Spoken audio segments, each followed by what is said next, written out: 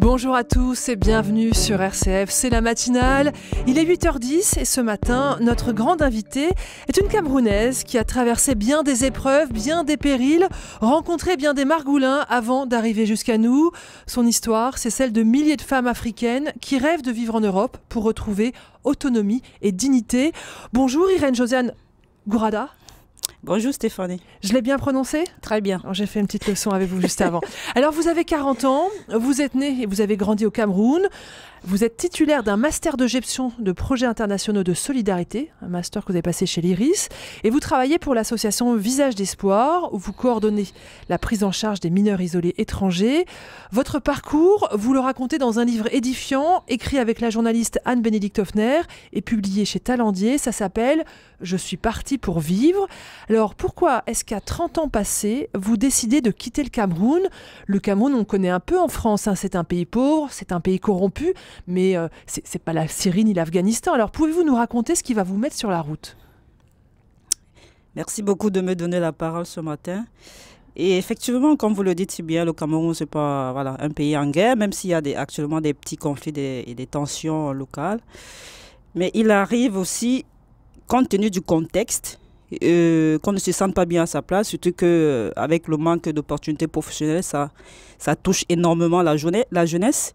Parce qu'après avoir obtenu les diplômes, ne pas pouvoir avoir un travail décent et tout, ou alors être obligé de passer par des réseaux, des cercles vicieux, être obligé de se conformer au système de corruption, on t'oblige à harcèlement, ou alors à rentrer dans ce qu'on appelle des sectes aussi. Donc ça, c'est pas tout le monde qui veut vivre cette vie-là. Et pour moi en particulier, j'avais un problème aussi familial. Parce que j'étais confrontée à un rejet familial, je ne me sentais pas à ma place dans ma famille, autant maternelle que paternelle. Parce que je suis un enfant né hors mariage et ma maman elle est décédée à 11 ans, donc du coup j'ai été élevée par une tante et mon père il n'était pas avec moi. C'est après des problèmes familiaux que j'ai sollicité son aide, mais voilà. Au moment où il a accepté, mais sa femme n'a pas voulu m'intégrer dans la famille.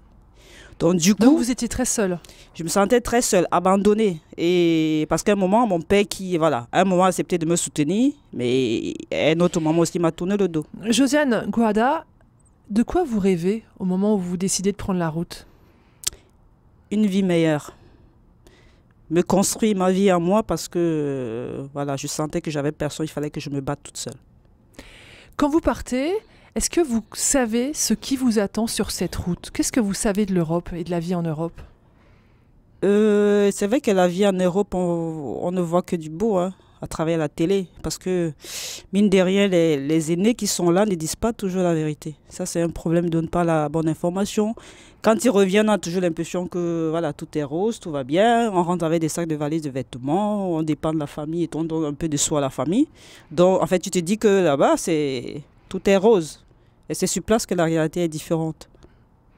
Et alors, la route, on va en parler, c'est particulièrement difficile. On vous avait prévenu des épreuves qui vous attendaient ? Pas vraiment. Mais quelquefois à la télévision, j'ai vu des documentaires qui parlaient du désert simplement, des morts du désert. Mais ça ne dit pas plus parce que il n'y a pas quelqu'un qui fait un témoignage. C'est des journalistes qui essaient d'expliquer ce que vivent les migrants. Mais moi, c'est pas quelque chose qui touche assez parce que s'il y avait des personnes qui sont passées par là, qui témoignent et qui viennent dire vraiment ce qu'ils ont vécu, même si les autres compatriotes en doutent, mais je suis sûre que ce serait une grande sensibilisation pour les autres. Et vous pensez, vous, que si vous aviez su ce qui vous attendait, vous seriez resté au Cameroun ? Peut-être que j'allais changer de destination parce que j'avais besoin de partir quelque part de toute façon. Vous seriez parti, mais peut-être pas par là. Parce que j'avais besoin de bouger à ce moment-là. Je ne me sentais pas à ma place. Il fallait que je bouge pour... Alors, vous allez traverser le Nigeria, le Niger, avant d'arriver en Algérie. Et sur cette route, les femmes sont particulièrement maltraitées. Qu'est-ce que vous pouvez nous dire de cette route pour les femmes ? Déjà pour les femmes sont prises comme des objets sexuels. On les transforme en prostituées, surtout déjà au niveau du Niger, parce que là, c'est là que s'organisent les convois pour la traversée du désert pour l'Algérie. Et là, il y a beaucoup qui restent sur place et qui sont même bloqués parce qu'on les transforme en prostituées. Il y a des proxénètes là-bas et voilà. Et tu n'as personne, tu n'es au courant de rien, personne pour te défendre. Du coup, beaucoup sont obligés de s'aligner à cela. Moi, je n'ai pas été obligée, mais j'ai quand même subi des harcèlements sexuels. Et je peux dire, grâce à Dieu, je sais pas, j'ai eu des sursauts de dire, ben, je ne suis pas obligée de faire ça. Pourquoi Et puis, j'ai eu la chance que je n'étais pas violentée, donc ça m'a permis de m'échapper à chaque fois. Quand vous arrivez en Algérie, je crois que vous êtes épuisé, vous n'avez plus la force d'aller plus loin. Clairement, déjà, j'avais plus de sous. Et le système que je découvre là, depuis la route du Nigeria, du Niger, où voilà, tous les hommes vous veulent, mais tu comprends rien du tout. Je suis femme, mais attendez, mais laissez-moi quand même le choix là. Si vous n'allez pas m'envahir avec toutes vos demandes. Donc du coup, voyant tout ça, j'ai dit non, il faut que je reste d'abord là pour voir parce que je doutais que la continuité pouvait être pire en fait. Donc j'ai dit non, je reste d'abord là pour voir comment est-ce que je m'en sors. Et alors là, vous allez intégrer, à Oran, vous allez intégrer la communauté des migrants subsahariens. Hein. C'est un monde très particulier et même très dur. Ça vous fait rire? Oui, ça me fait rire parce que il y a quand même une réalité qui me dépasse. Parce que pour moi, normalement, entre compatriotes, on doit s'entraider. On ne doit pas abuser de l'autre parce qu'on est tous en difficulté. Mais seulement les plus forts ou alors les plus anciens veulent voilà, avoir le dessus sur les jeunes, bien sur les nouveaux. Parce que comme tu es nouveau, tu ne sais pas. Et on t'explique un système qu'eux, ils ont imposé. Voilà comment ça se passe, par exemple, une femme, quand tu arrives ici, il n'y a pas de boulot. Voilà ce qu'on te dit, il n'y a pas de boulot, donc tu es obligé de te mettre en couple avec un homme. Et pourtant, c'est faux. Tu n'es pas obligé. Normalement, tu vas faire la rencontre de quelqu'un qui te plaît bien, avec qui voilà, tu peux faire des copinages, mais ça ne doit pas être une obligation. Vous racontez qu'en migration, les hommes et les femmes perdent tout repère, toute valeur. Oui. Par exemple, la valeur dont j'explique là, c'est pas parce que... Voilà, j'ai besoin d'argent que je dois vendre ma soeur. Ça ne se fait pas là. Ça veut dire que ça c'est hors norme, là, c'est hors humanité déjà. Tu es être humain, tu ne peux pas vendre un autre être humain pour de l'argent qui n'est que le matériel. Et en plus d'autres pratiques, aller même jusqu'à vouloir essayer de mettre en couple une femme, par exemple, avec quelqu'un qui, voilà, par exemple, n'est pas en bonne santé. Tu le sais, mais tu t'en fous. Il a le virus du sida. Il a le virus du sida et tu ne préviens pas ta sœur. C'est pour qu'elle, voilà. Tout ça pour l'argent. Ouais. Et en même temps, tout au long de votre parcours, il y a des migrants et des migrantes qui vont vous tendre la main. Vous allez faire quand même de belles rencontres.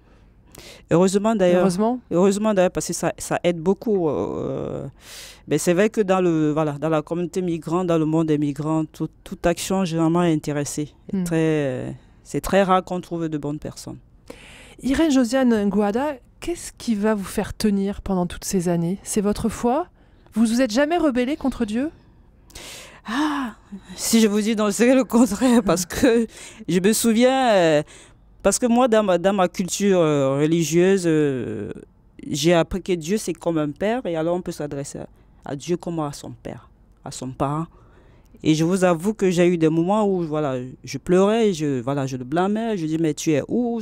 Pourquoi tu me laisses vivre ça? Pourquoi je suis obligée de passer par là? Qu'est-ce que j'ai fait de mal et tout?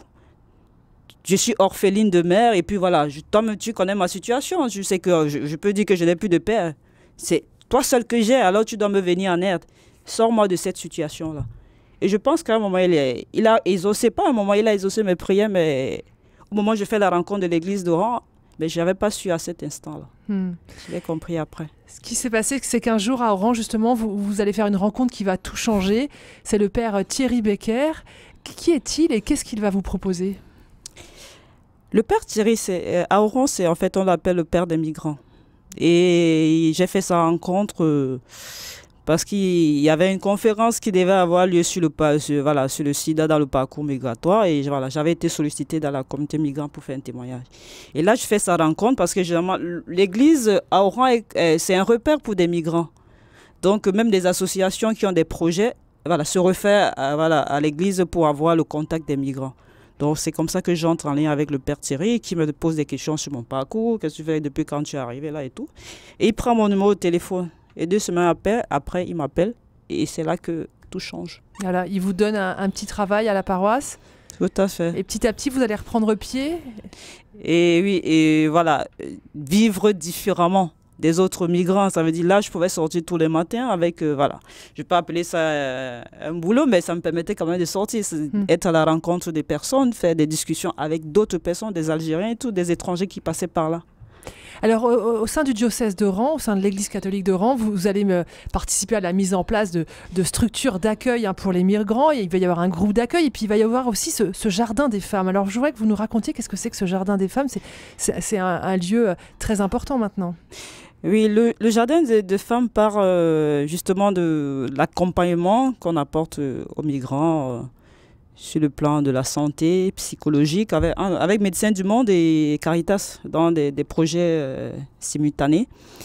Et là, en fait, dans cet accompagnement, on se rend compte que les femmes, en fait, sont la population la plus vulnérable des migrants voilà, en Algérie. Et là, on décide compte tenu des contraintes qu'elles vivent, de créer un espace où elles pourraient se poser, elles pourraient se retrouver entre elles, parler de leurs difficultés, voilà. S'entraider, se fortifier les unes les autres, voilà, partager des astuces pour pouvoir s'en sortir. Mais un milieu à elles hors des contraintes, que ce soit des hommes, là, les hommes n'entrent pas. Et là, ce n'est qu'à vous. Ça permet de repenser. Par exemple, quand tu étais dans ton pays, est-ce que tu vivais ça, de pouvoir retrouver. Il y a des choses qu'on accepte en migration qu'on n'aurait pas acceptées dans son pays d'origine. C'est clair. Et là, vous aidez les femmes à prendre conscience de ce qu'elles se sont mises à accepter, c'est ça? Oui, c'est ça. Et elle-même, elle le disait. C'est pendant les groupes de parole qu'on organisait au Jardin des femmes. Les femmes s'expriment. Elle dit, mais moi, au Cameroun ou alors en Côte d'Ivoire, moi, j'avais mon salon, je faisais ceci. Je choisissais les hommes, c'est pas ce que je vis ici. Je dis, mais alors, pourquoi tu vas accepter ça? Essayer de trouver. C'est vrai que c'est pas facile pour elle parce que, c'est pas un lieu où on a la famille. Donc, Josiane Gouada, en Algérie, votre vie, elle est devenue dense, elle est devenue riche, vous avez été reconnue, vous avez eu un rôle. Alors pourquoi avoir décidé de venir en France? Venir en France parce il fallait également que je me construise un avenir à moi. C'est vrai, en Algérie, j'ai participé à des choses, j'ai fait des belles choses. Vous êtes occupé des autres, mais pas tellement de vous. C'est vrai. Je pensais beaucoup plus aux autres parce que je les voyais plus vulnérables, parce que moi, j'avais déjà atteint une petite position, comme je pourrais dire, un petit statut où j'avais la liberté de décider de ce que je veux. Il fallait que je parte parce que non seulement en Algérie, je n'avais pas de résidence, ça ne me permettait pas de me mouvoir, de m'épanouir, même avoir une vie de famille, trouver cet homme. Le vrai? Le vrai, je le voyais très difficile dans ce contexte-là. Donc, à un moment, il fallait que je parte aussi pour construire ma vie à moi. Et ça passait forcément par le retour au Cameroun, bien aller dans un pays. Et la France était bien partie parce que comme j'avais des diplômes, je me suis inscrite à une formation de master. Alors aujourd'hui, vous vivez en France, vous avez obtenu un master, vous travaillez dans une ONG, vous avez un titre de séjour. Oui. Comment est-ce que vous vous sentez? À ma place. Vous êtes à votre place? Je me sens de plus en plus utile et je continue ce que j'ai commencé en Algérie, ça veut dire être auprès des autres. Vous vous occupez des mineurs isolés en migration qui arrivent en France? Oui, les MNA, oui. De quoi ils ont besoin, ces enfants, ces adolescents? Déjà, ils ont besoin, ça dépend, comme c'est des personnes, c'est des jeunes qui passent par le cycle migratoire, ils ont besoin d'un suivi psychologique quelquefois, d'un suivi sanitaire, et puis surtout les aider pour une insertion socio-professionnelle en France. Parce que ça, c'est important pour la suite, parce que l'homme se construit à travers cela. Il faut pouvoir vivre dans une société et avoir un travail pour pouvoir s'épanouir de manière complète. Josiane Gouada, qu'est-ce que vous auriez envie de dire aux Français qui parfois s'inquiètent de voir tous ces migrants arriver dans leur pays? Aux Français, je sais qu'ils s'affolent beaucoup et je pense beaucoup ne connaissent pas la réalité. Les migrants, les personnes étrangères ne viennent pas en France parce que pour venir se balader ou bien en touriste. C'est parce qu'en fait, dans les pays respectifs, il y a de la misère.